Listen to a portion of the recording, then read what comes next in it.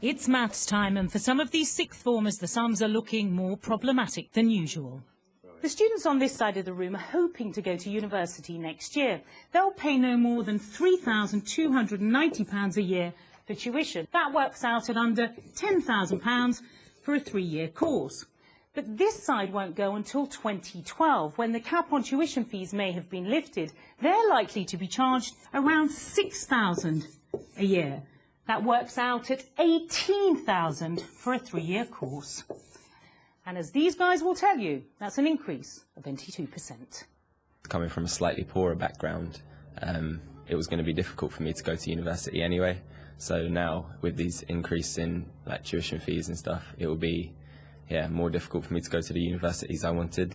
I'll be paying a lot of money. It will always be on the back of my mind throughout my adult life, and this is something which I really don't want. Lord Brown's plans to lift the cap on tuition fees is already stirring passions on campuses across Britain. Today's students worried about tomorrow's. In future, the average graduate taking loans for fees and living expenses is expected to leave university with debts of £30,000. The graduate will have to find more, and how much he or she finds will be a matter of how much he or she earns. So more successful, the more you pay, the less successful, the less you pay. No graduate will have to start paying back any money until they're earning £21,000. But higher costs would have given these students pause for thought, and not just about going to university, but where to go. Top establishments with sought-after places are likely to raise their fees.